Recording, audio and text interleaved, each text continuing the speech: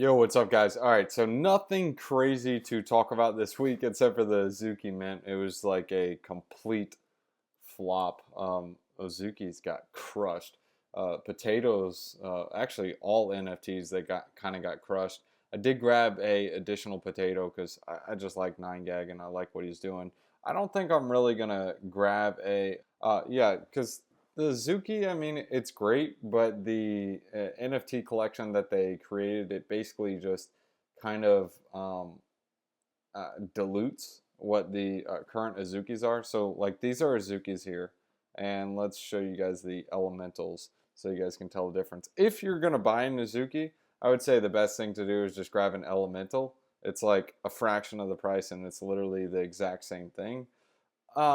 But I don't know. I just kind of want to stay away from that. I'm more so bullish on 9gag, potatoes, whatever. I'm not an NFT master, but I understand that dude knows how to run a community, and I really like what he's doing. Today's video, I mostly want to focus on some places where you can get some DeFi yields and kind of stay engaged this season. Volume's not crazy. We're consolidating around this range until we break above the 30,500. I mean, we're just going to range in this level. If we break below, I would say the 25.5 level is a pretty strong level. Once we break below that, that will decide we're either in a bear market if it's below that, or a bull market if it goes above the 30,500. So those are some of the things that you want to watch for charting and TA wise. Now, a couple of airdrops just happened. Mav protocol dropped today. If you watched the ZK Sync airdrop that I was doing and you played around with this protocol, I mean, the airdrop range from $1,000 to 10,000, 20,000 bucks, depending on how much liquidity you had, and it was varied based on that. So the airdrop pretty massive on there if you provided a lot of liquidity. Also, another airdrop is the Shade airdrop. You can go and claim that today and stake a little bit and get a little more. It's not a huge airdrop like Mav, but depending on how much you had, maybe a couple $100 or whatnot. So here are some places to get some yield. Velodrome, they recently just went to V2, and I will say the stablecoin pools are pretty spicy. If you toggle based on APR, let's just go on highest, whatever. You could see like Dola Mai, it's literally 500% APR. It's because there's not a lot of liquidity in the pools, but I mean, dude, let's go ahead and snapshot this in here so you guys can get this. Stable APRs. I mean, look at that ETH APR. Stable APR, nuts, and ham. Look at that, dude. It's pretty nuts. Pretty good yields. Make sure you check those out. Play around with them. There's a lot of yields to be had arbitrage-wise. Even using something like a DEX, like on QuickSwap on Polygon ZK EVM, this is pretty saucy. I'll show you some yields right here. If we go to pool, no, I'm sorry, analytics, and take a look here, and you go to tokens. Yeah, here we go. Take a look at the ETH pairs. The ETH pairs are saucy, man. Like, look, 92% APR on ETH USDC. You can also get that on ETH USDT. You can look that on, I wouldn't mess with Quick ETH, but check out the ETH BTC. That's really not that bad, and those are pairs that typically move in a like step. But I mean, if you're wanting to do the stablecoin and ETH, you can also do that pair as well. On Starknet, nothing crazy yield-wise. In fact, there's not a lot of volume on this chain, so this is more going to be somewhat of airdrop hunting. So if you want to do this, you can get APRs ranging from like 42 to 15%. But understand you're going to have impermanent loss, and really the only reason why you should even play on this chain is just going to be for airdrop. Don't look for it to have a bunch of yields. I would say the Polygon ZK EVM is something that you can actually make some profitable strategies with it.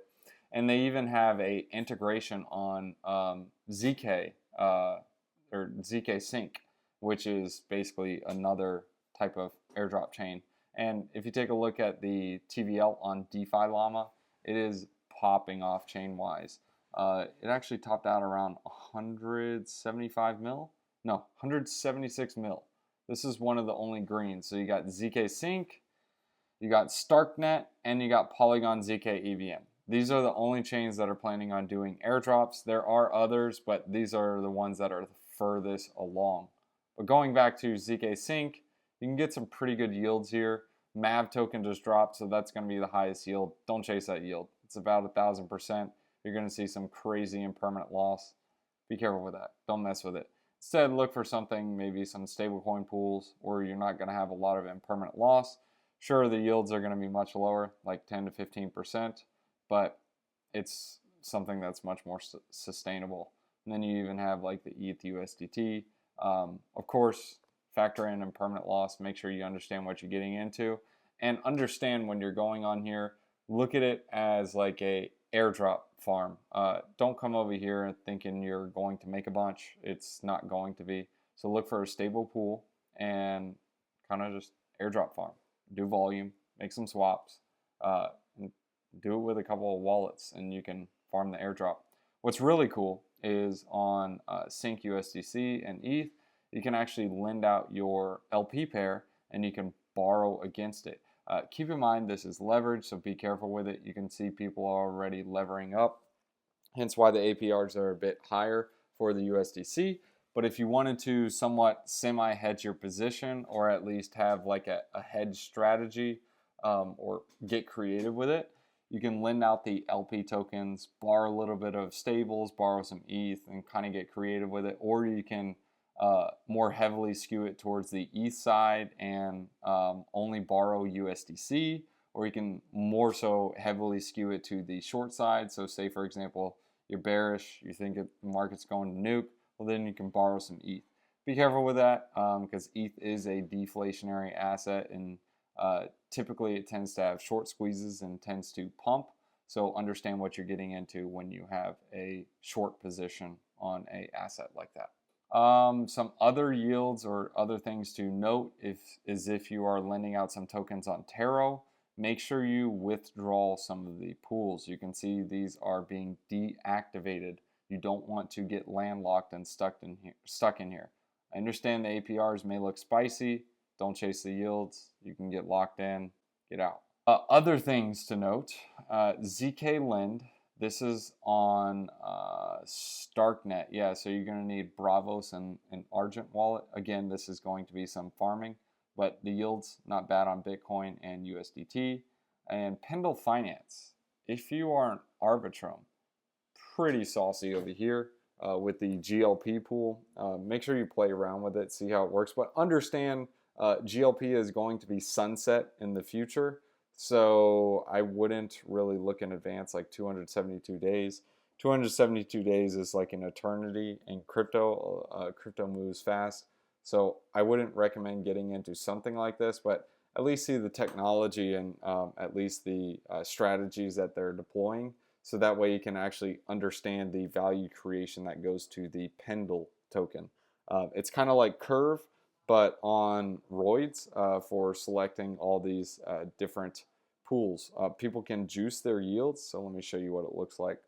If I go over on Arbitrum, select GLP, and I want to boost my yields, all I have to do is lock some more Pendle. So that's where most of the VE Pendle is going, or the Pendle is going. There's not, well, there is a good amount circulating, but over time this lock portion is actually increasing because more people are locking to vote on these different pools. Another pretty good farm is using Son or Son, S-O-N-N-E. I call it Sony, but Son. You can farm on these yields over here, and same thing with Granary. Granary actually has some pretty cool strategies, I will say. They're basically paying you, for example, USDC on Optimism, they're paying you to borrow USDC. So you can farm, earn a yield, and then you can take these stable coins and earn a yield on top of that yield. So maybe you can farm over here and take that over to Velodrome, deposit the USDC into one of these pools, get a pretty high APR. So just some strategies to look at. Stay engaged, stay active. Until we either break above or break below, I see we're just going to be trading back and forth. I don't see anything special in the market. Look for some good dips on NFTs. I bought a potato, like I said in the beginning, because I thought they were way oversold because people were sucking out liquidity in order to get into the Zuki mint, and obviously that flopped. You can also look for some little pudgies. The little pudgies are kind of on sale. They are a not horrible price, but you can pick some up for a pretty good price. Checks and Opepins, these I like these. These are blue chip assets in my opinion. OPEP, OP. These are some blue chip assets. These are from Jack Butcher. I would be looking for some of these under zero point 0.4 or zero point 0.5 if you can get that. And then Nullish. I really like Nullish. Shared some information on it, but these definitely sold off after the snapshot and with all the Zuki FUD and liquidity getting sucked up. The Nullish price I would look at is like 0.7 or even like 0.5. But basically, these things took off to the moon after they announced that people were going to be basically getting a free mint on Bitcoin. So, and the thing that they were getting for free was worth like 0.05 Bitcoin. So, this will oscillate based on the price of that. The distortions will. Let's see if I can get this.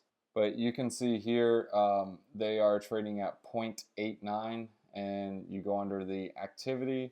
You can see these things definitely took off, and that was mainly because of the airdrop speculation, but these things were trading at around 0.25.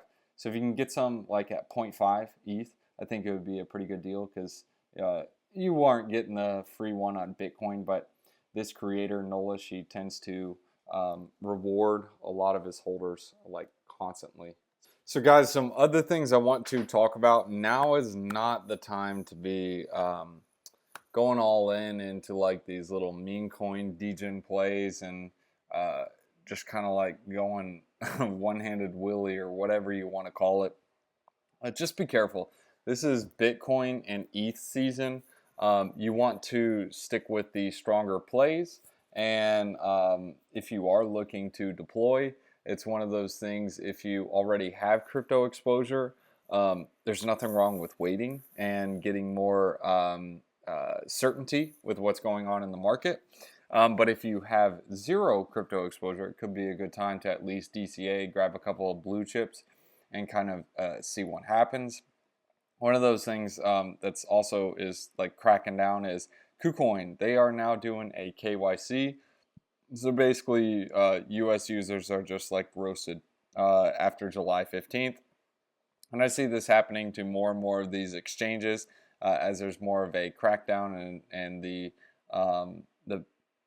nuts are basically getting tightening down. Just be careful with things like that. So now's not the time to degen. There will be a degen time when the bull market comes around, but this is still like a consolidation phase. There is not a lot of liquidity coming into here. Look for blue chips, strong term plays, and if you notice a narrative, you can grab on the trend, but don't be too greedy. I'll share those trends in the Discord as we go and as they come along, but it's one of those things, get in, get out, get in, get out, and don't be hesitant to take profits. Now's the time where you want to capitalize on those profits. Anyways, guys, those are a couple of strategies, a couple of yields you guys can mess around with. Hit you guys with a wisdom one-liner. Private step for 11 versus 8. The righteous person is rescued from trouble, and it falls on the wicked instead. Be good, be righteous. Peace.